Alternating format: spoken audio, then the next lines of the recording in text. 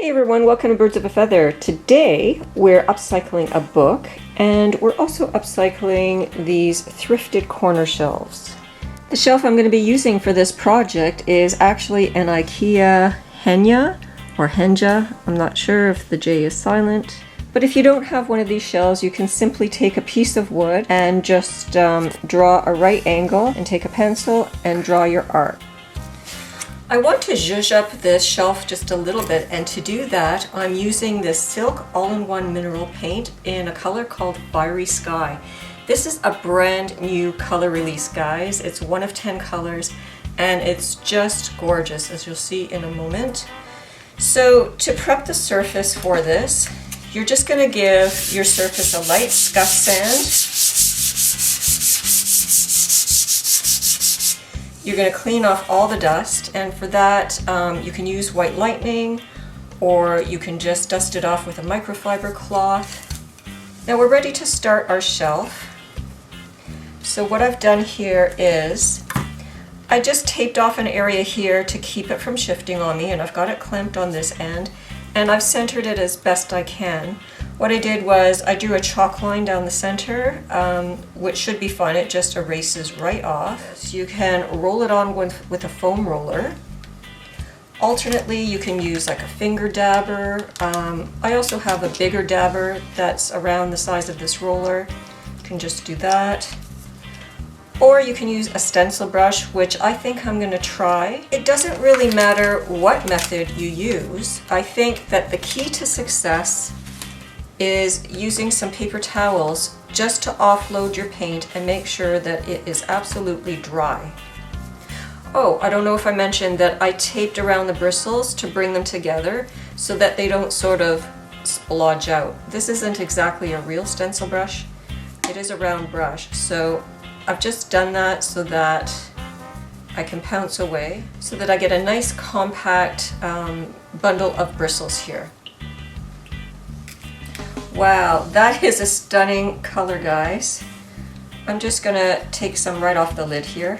I'm gonna swirl it onto the paper towels. I wanna make sure it's good and dry. Typically what I'll do is I'll take a piece of wood and just like do some pouncing and make sure it's dry enough. That seems okay. So I'm just going to start holding down the pattern. Now this may take 2 coats. Let's just see how it's looking. That's pretty. Just make sure that you're absolutely dry when you're doing this. I like to dip into the wet paint on the paper towels because it's still perfectly viable. Let's just dip in again. Make sure we're dry.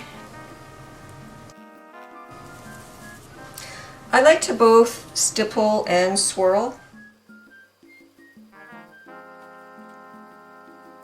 When you've got a larger area, just try to sort of concentrate and offload in the middle before you move to the sides, and I find that's helpful.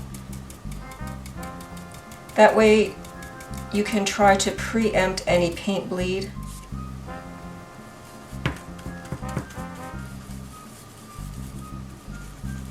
Now, as long as you have some tape down and you're clamped, you can lift to check as you're going. It is going to tend to blend in because the red is sort of like almost like a blood red, so it will tend to blend in with the black more than a brighter color. And I think the solution to that is going to be to do 2 coats. So I'm just going to finish off on the side here. Now I don't think I'm going to bother coming down to the corner here. I'm just going to leave it clamped. And we'll just start with the tip of the flower. Now before you do anything, just eyeball and make sure you've got coverage everywhere.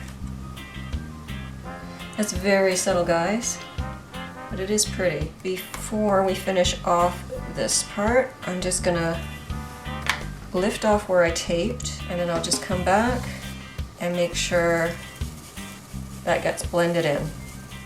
Now I definitely think that's gonna need another coat, so I'm going to close this up and we're going to let that dry, and we're going to come back and do a second coat. Now recoat time, I haven't used this. This is my very first time using the Silk all-in-one.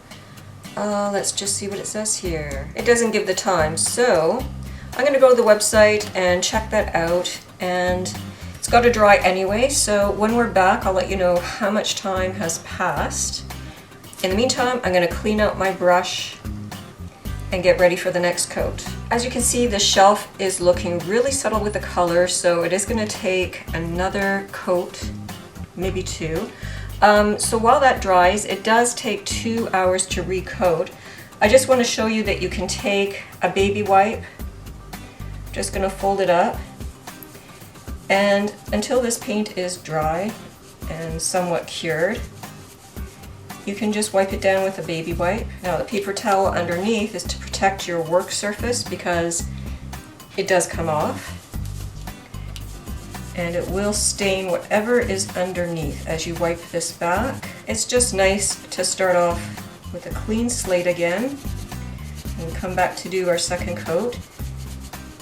And the reason I like to do that sometimes is because I can see where I've already put the paint. It just makes it a lot easier when you can see where your stencil is already painted here. Now, since this is a really slick surface, if I hadn't scuff sanded it, you can also put a product on called Slick Stick, which I do have. In retrospect, it would have been a good idea to use some on the shelf just as added insurance. But you know, I really do want to test it out because the great thing about the Silk All-in-One is that it has both a primer and a top coat in it.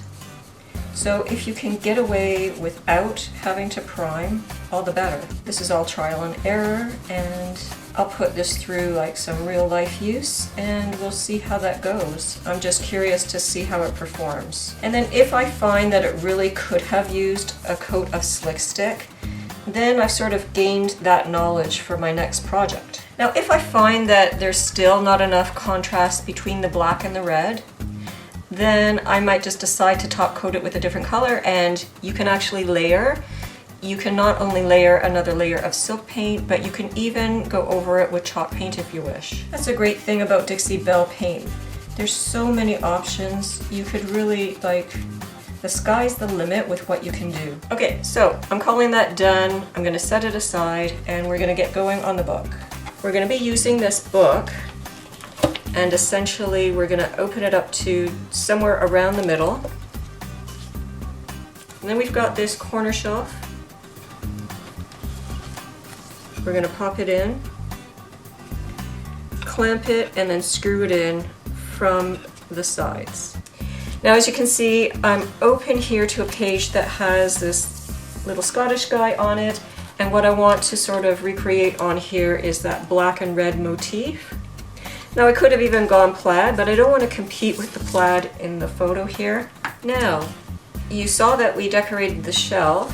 I also want to show you that we're going to be decorating the cover too. And this particular cover is a cloth cover. I'm just gonna lightly clean it off. I don't want to dampen it because I don't want to get it wet, but just dust it, give it a good clean. And then we're gonna come along and we're gonna do another special treatment on the front. So what I'm gonna do is add my stencil onto the front here. And this is a beautiful lotus pattern. Now what I'm gonna do is tape it so it can't shift on me. And be sure you have it placed the way you want it. So the product that I'm going to be using is this Dixie Belle mud in the black color, and we're going to create a raised stencil. So to do that, I've just got a spreader here. I'm going to open it up. I'm going to dip into the mud, and I'm going to hold it down really well and just scrape it on.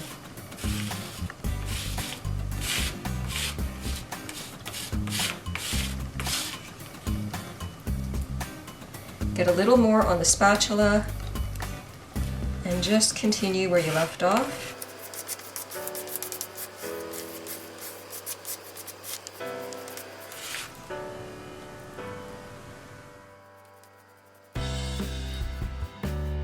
I probably should have taped off along the edge there, just just so that I don't get anything overhanging the sides. But as usual, I'm too excited and just kind of sometimes plow ahead. If it turns out that I really should have taped, then at least you guys will know.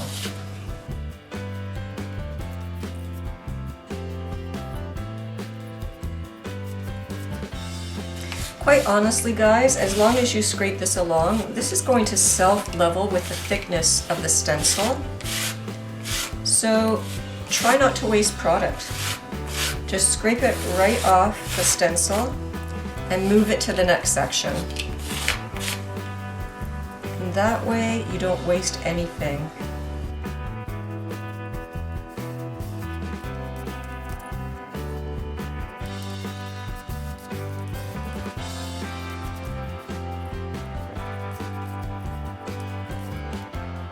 This is my very first time using Dixie Belle mud in this manner. I've used it before, but I've used it as a wood filler, and this is a little bit different using it for a raised stencil. I'm just going to turn this towards me here so I can angle in where I need to. Now again, I might have taped off in the crevice just to keep that clean. If you have any extra, just scrape it off the edge of your container here and put it back. Before you lift anything, just make sure everything's covered, and I see just a touch right there. Okay, now when you're finished, again I'm just going to scrape off. I'm going to be sure to close the lid. Make sure it's tight. I'm going to pop this into the fridge. I'll put it into a bag first. And then you don't want to wash this down the drain. So when you have utensils that are dirty, what I suggest is getting either a baby wipe or a piece of paper towel just with some water on it, which I'm going to get right now. So I've just got a piece of baby wipe here, and I'm just going to clean my utensil. Okay, I'll just dry that off with a paper towel. Just make sure you've got everything off.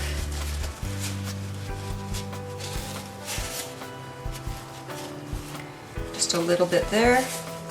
Now, Dixie Belle mud needs to sit for about, I'd say 5 minutes before you lift that. Okay, let's just see. I'm going to try to lift this.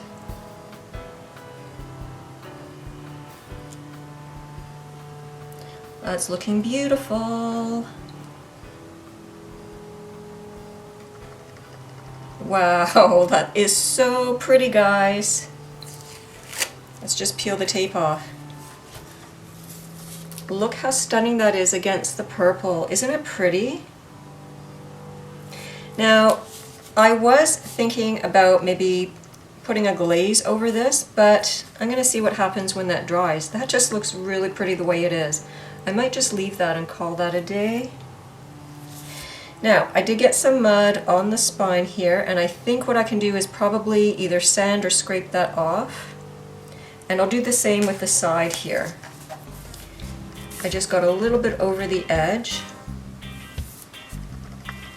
So that'll sand off really easily. So I'm going to leave that, let it dry. Then what I'm going to do is I'm going to bring back a baby wipe, and I'm just going to go over the stencil and clean it up a little bit. And I'll do the same as I did when I did the shelf, which was essentially putting a piece of paper towel underneath and then just rubbing it clean.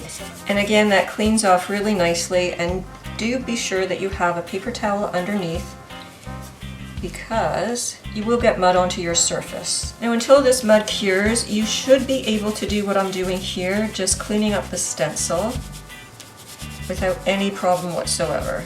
Now the reason I like to clean in between doing this and paint is that since all these products are water-based, I don't want to be reactivating anything and potentially getting sort of black into my red as I stencil on the red, which I will do again later. I do have a second coat of red to do. Now essentially all this prep work is just to buy time while we're waiting for that first coat of all-in-one silk paint to dry. So you might as well clean as you go.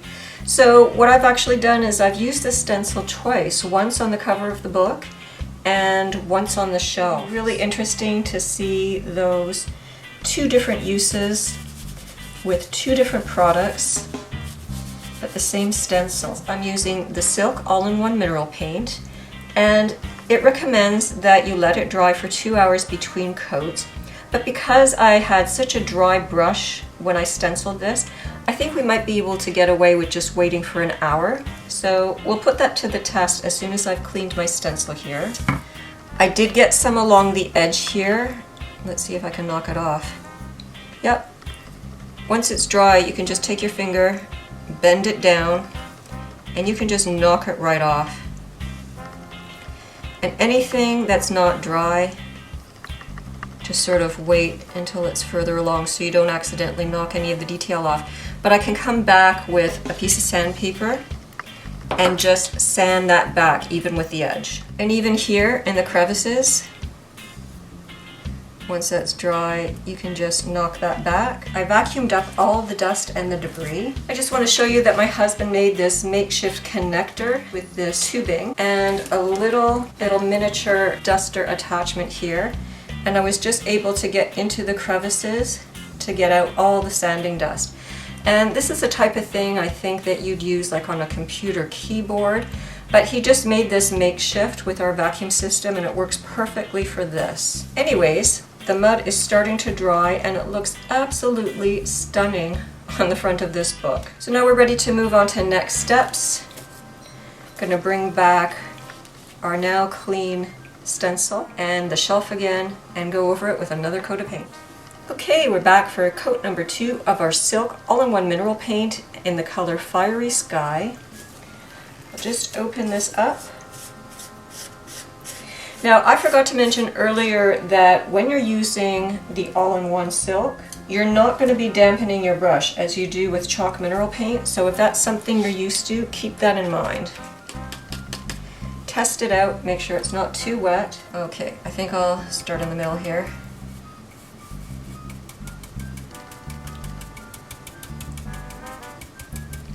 Hopefully a second coat will be a lot brighter. But again, we're going over black. Now, I didn't wait the full 2 hours that it suggests between coats because I'm hardly putting any paint on the brush here. And again, with the all-in-one silk, you're not going to be wetting your brush. You're just using the paint as is, straight from the container. And I'm using so little of this, I can just go straight from the lid. Make sure you have good definition on the sides too. And again, I'm coming over to this side, and I'm just going to make sure that I'm right up to the edges. Okay, let's see how this coat is looking. That is looking much, much brighter. We're now ready to drill the book, and what we're going to be doing is placing holes along a line that I've got on the inside. I just want to show you this side first. So I've got a bookend here, it's just metal, and I want to keep the pages perfectly 90 degrees when I'm drilling, so that when the shelf is in place, it remains at 90 degrees. And what I've done here is I've put an iron on there just to hold it up so that it's hands-free. So along the inside here, I've got straight lines marked where the shelf is going to sit, and then I have 5 holes placed. I've marked them out with little crosses here. I don't know if the camera picks this up. And then in the back, I have a paint stick just clamped along the back where I'm going to be drilling, so that when I drill through, I'll get clean holes. So we're just going to get set up, and we're going to be back to drill these, and then I'll be setting up the other side to do the same thing. Now, I do want to make note that I didn't split the book exactly down the middle, and that's because I opened it up to a page that I liked, that I want to display. So I don't know if that's going to make any difference in the structure, but that's just what I'm doing.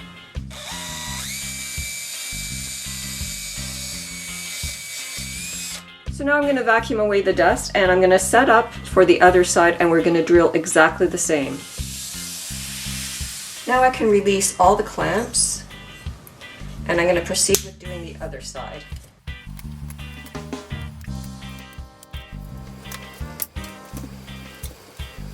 So I'm going to flip it around.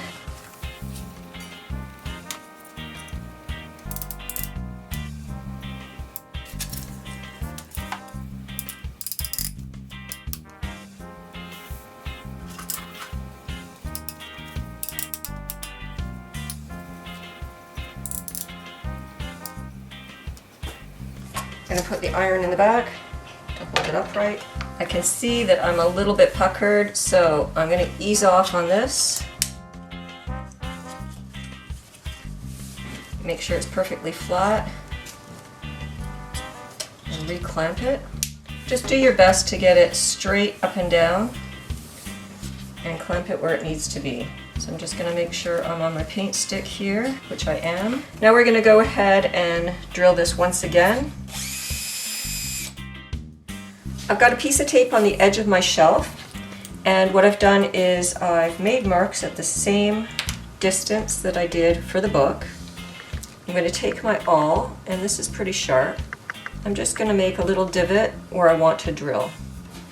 So I'm just going to use a ruler and a pencil to mark straight down the middle and make my marks, and as you saw me do, I'll just use the awl to punch through the center. So now we're ready to pre-drill into the sides, and I just want to make note that when you're clamping, I made a mistake. I actually clamped on the top of this, so I actually scratched the surface. I'll have to touch that up somehow.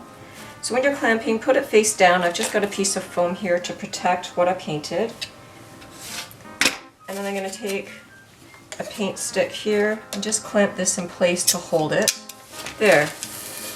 So now when we drill, as I showed you before, I've got my pilot hole started, and I can just bring the drill over and drill straight through to make a pilot so that we can then screw into the pages of the book into the side of the shelf.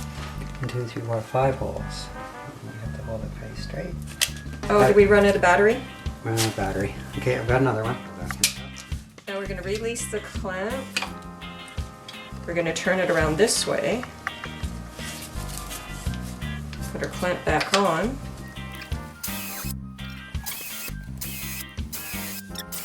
Okay, so I'm going to peel the tape, and we can get rid of this dust.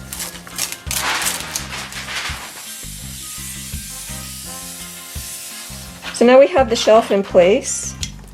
It's at 90 degrees in the book, and we're just starting to screw in.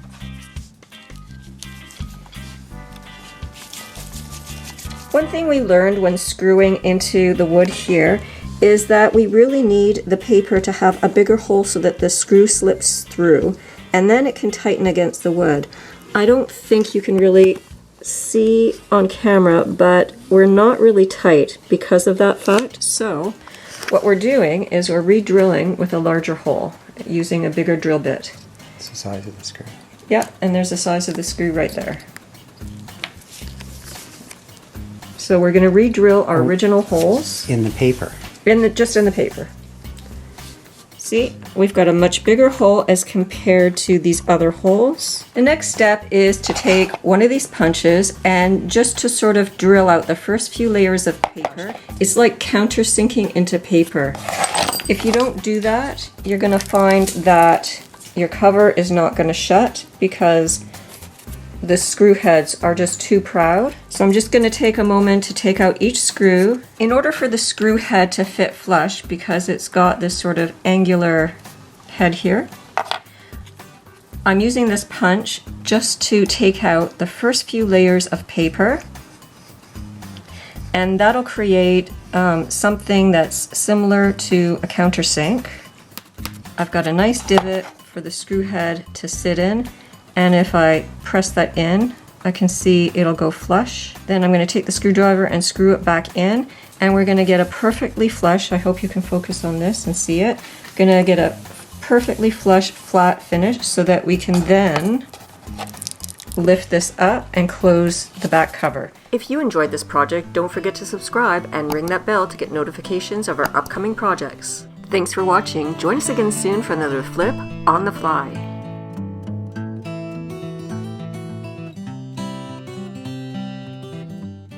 Are you interested in trying out some of these products? I'll leave links down in the description.